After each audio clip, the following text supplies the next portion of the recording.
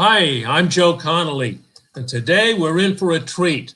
Producer Neil A. Carousso and I will talk with Robert Herjavec of Shark Tank. No introduction beyond that is needed. And you're about to get 20 or 25 minutes of personal advice from a shark. We will ask Robert the questions that we think you would like to ask him.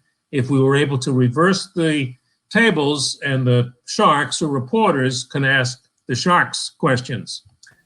Rob, the first question I'd like to know is what is your best advice to business owners right now on how to survive and increase sales as we head into what looks like it's going to be a long winter with possibly rising cases? Where to from here? Yeah, that's a great question, Joe. And it's funny, when all of this started, I found that business people kind of fell into two camps: the realists and the hopers, or the eternal optimists. And I think my first piece of advice to people is, in times of chaos like this, because it is chaos, you have to be brutally honest with yourself. Meaning, you've got to assess your personal situation from a business perspective and be aware how long you can survive, whether things get worse or things get better. I think in terms of increasing your sales, what we know now is we know the businesses that are in deep trouble, and we know the ones that have made it and are going to continue to grow. But to continue to grow and get sales, I think you've just got to really know what your customers want. What we've learned is, whether you have a retail presence or you have an online presence, the key is not how you sell. The key is how you connect with your customers. I'll give you an example. I love Lululemon. I love a product called Canada Goose, which makes these winter jackets. I will get in my car, drive to a retail location, and buy a Canada Goose jacket. If that's only available online, I'll buy it online. And so I think too many businesses confuse how they sell with the connectivity to their customers. And that's really the key. And what does that mean? So does that mean you would change how you sell differently now, or different ways on different formats? I think what it means is you have to be closer to your customers than you ever have been before. Right. I think in the past, you probably assumed a certain amount of traffic would come to you, especially in a physical presence or something like that. I think today you've got to be cognizant that you may have to pull your customers in, which means you need their email addresses. You need to know where they are. You need to know what they like. You need to know much more about your customers today than you did in the past.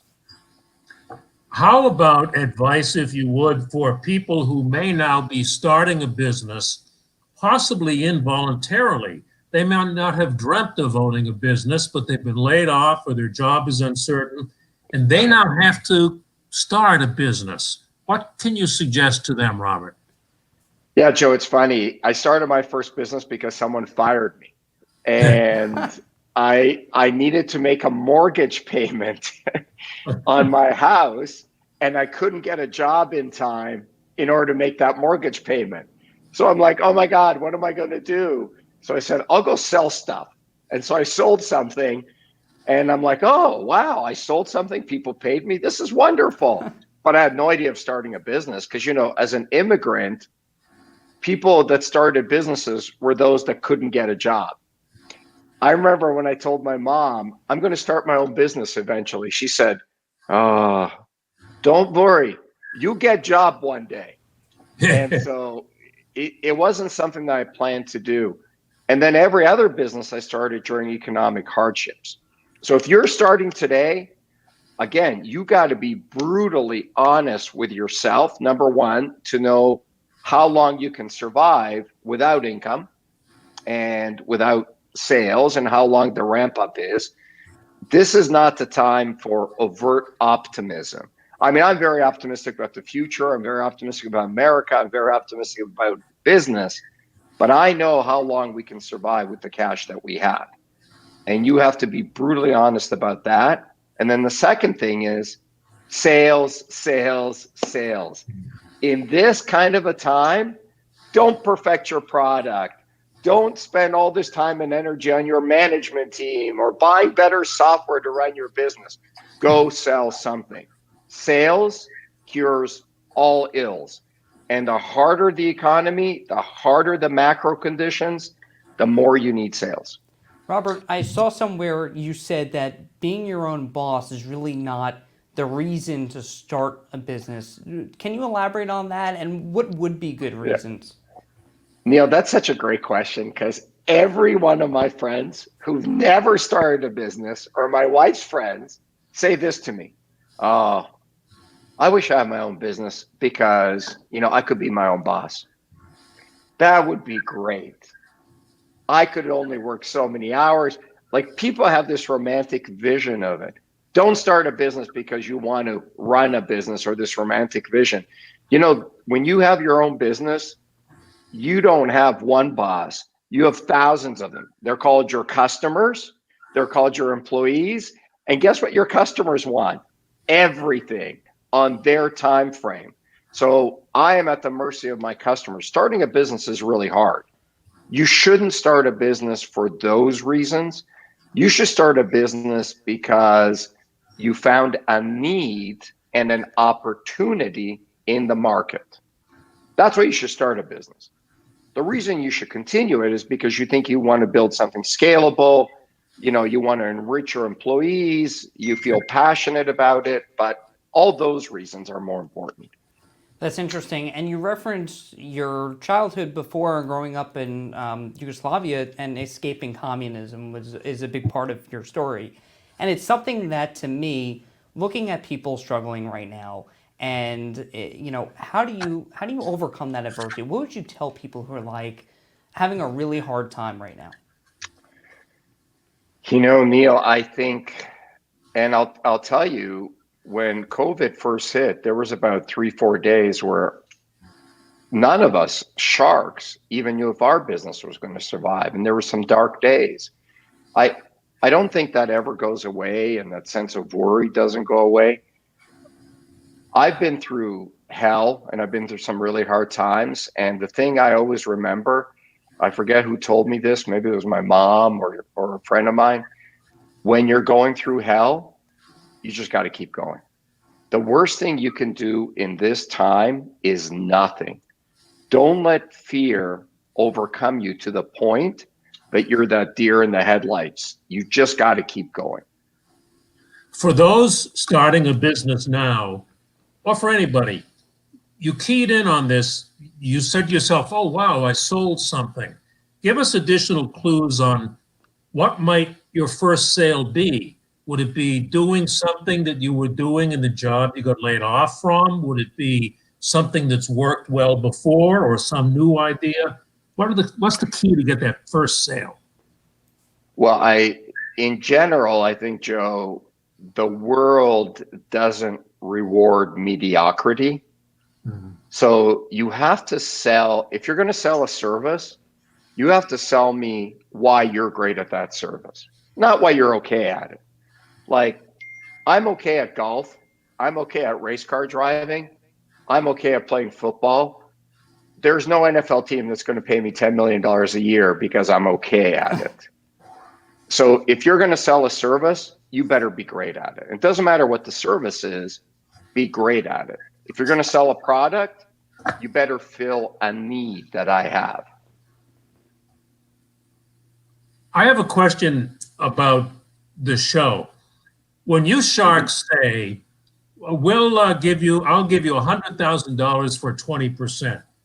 What does that mean? 20% of annual sales for 3 years, 5 years, forever, till the business is sold? What does it mean? Well, it can mean many things because we're very good at creating and structuring deals. And after 12 years, it's like, what new thing can I come up with? But in general, yeah, royalties. Oh my God. I saw Kevin for a moment. Mr. Wonderful. But in general, we're buying into equity of the company. So when I'm buying 20% of something, I'm buying 20% of the shares. But you bring up a great point, Joe. When the show first started, that's what we did. We bought 20% of a business. But then we realized, how do I get my money out? Like, it's a $2 to $3 million a year business. How do I ever get my 20% back? And so now we add other things into the structure, like dividends or cash payments or stuff like that. So it's almost like the toughest negotiation comes after the show? The details. Yes and no, because everybody's different. You know, some people when they're on the show are very tough and very clear about what they want. And then some people afterwards, it hits them and then they wake up to the reality. But it's getting better. You know, at the beginning, I remember the very first deal I did on Shark Tank. We closed the deal on TV and, you know, it's over. My team calls the guy and says, okay, can you send me your financial statements? Oh, and no. literally a shoebox of receipts shows up. Literally a shoebox.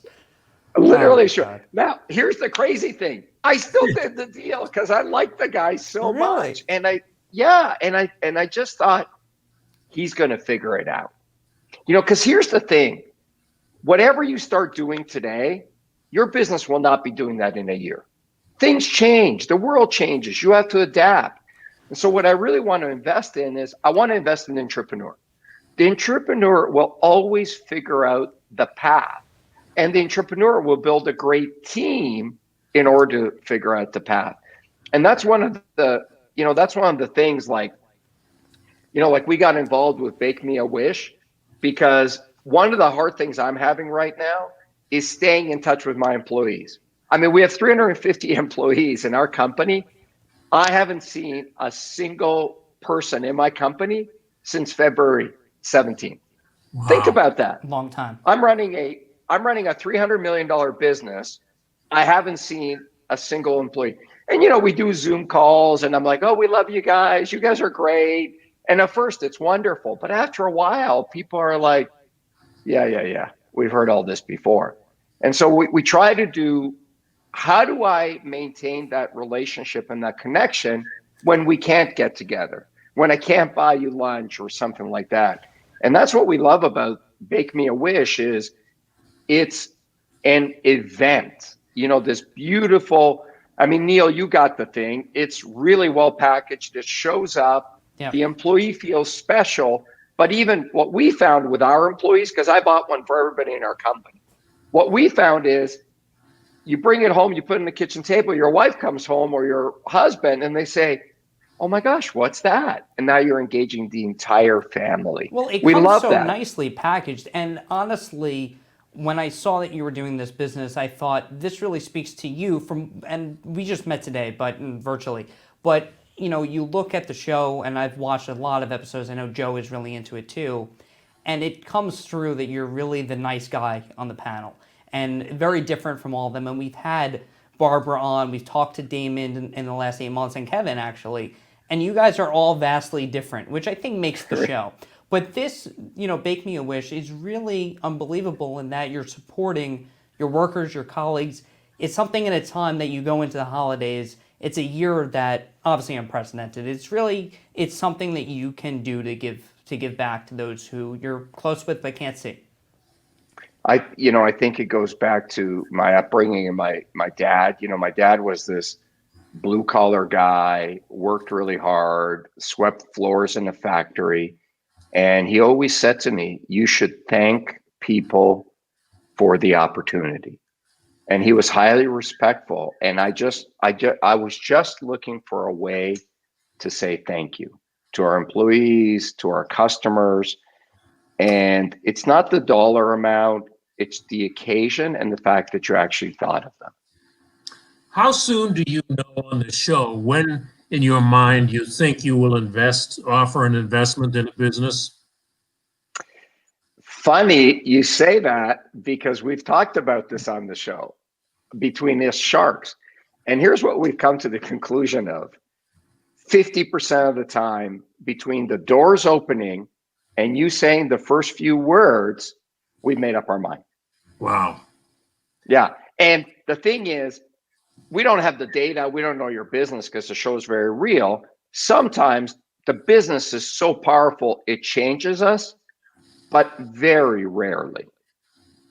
So you go through the questions sometimes because if you made up your mind in 10 seconds, there wouldn't be much of a show. So you go through the process and the audience learns from that. Well, we're not stupid. We still want to hear about the business, but what we've made up our mind on is how we feel about you. Because in any business, in any sales situation, before you sell me the business, before you sell me the product, before you sell me the service, you got to sell me yourself. And so 50% of the time, we've made up our mind of whether you've sold us on you or not. You can change that opinion sometimes, but it's hard. What advice do you have then for business owners on making a great first impression or making a great sales pitch and boiling it down to that first couple of minutes? I think the first thing is authenticity. People see me present, and I'm a pretty good presenter after 12 years on TV, and people say, oh, I wish I could present like you. And I'm like, no. You don't want to be like me. I went to see Tony Robbins a long time ago, and I'm like, oh, I'm going to be like Tony Robbins. And I realized, no, I'm not Tony Robbins. Tony is Tony. I need to be Robert. And so I think the first thing is authenticity. The second thing is the nonverbal cues. Those are really important, like don't slouch, tone of your voice. And the third thing is be excited. Like, it kills us when somebody comes out on the show and they have a business and they're like, I have this great business and my gosh, I'd really like you guys to invest. I mean, we're sitting there for 12 hours a day and we're like, seriously? I want you to come out and go, thank you. Thank you for having me. I am so excited about my business. And after I tell you about it, you're going to be excited too. That's what we want. We want excitement. What were the most impressive pitches to you and why? It's almost the subtle stuff. They engage us. They bring us in. And it's a combination of a great entrepreneur, a great presentation, because that's all we have to go on, and a great business. And we've had a number of them. And I think our producers do a great job of helping people with their presentation. Like, they spend a lot of time. We had over 200,000 people apply for the show this year. Wow. So it's really all in the preparation then. I mean, there's a lot of work that goes on, obviously, behind the scenes, and we only see, 12 minutes of it. But, Neil, it's kind of like, oh gosh, what was her name? Who's the singer that did Gitchy, Gitchy, Yeah, Yeah, Da, Da? Who was that, Joe? Lady... Patti LaBelle. Patti LaBelle. There you go. Yeah. So Patti LaBelle was on the same season of Dancing with the Stars as I was. I used to rehearse 8 to 10 hours a day, every day. I worked my butt off. One day, I see Patti LaBelle rehearsing 20 minutes a day. And she's great. So one day I say to her, I say, oh my gosh, Patti, how do you do it? Because I'm rehearsing 8 to 10 hours a day, trying to make it perfect. You do it for like 20 minutes and you go out there and you shine. She looks at me, she goes, honey, it ain't about the preparation. It comes down to when the camera is on, you got to perform. And so, you can prepare, you can spend all the time you want with the producers, but I got to tell you, when those doors open and you get out there, that's all that matters. None of the preparation, none of that other stuff matters. It's what you do when it counts. Just like business. Business, just like sports, just like everything. One of your books is titled, You Don't Have to Be a Shark to Succeed in Business. Really? I'm surprised. Yes. Yes, absolutely. You don't have to be a jerk. You don't have to be mean. I think it's the opposite. I think that you've got to empower people. You've got to lead people. You have to give people a vision of where they want to go. But having said that, there are sharks and there are jerks and there are people who yell at people, but just like in life, some people are nice, some people aren't nice, but none of that matters. It's all about execution. Well, that's Robert Herjavec, who doesn't play a nice guy on TV. I think he is a nice guy, having met you, Robert. Thank you very much for your time. Yeah, thank you guys. Much appreciated.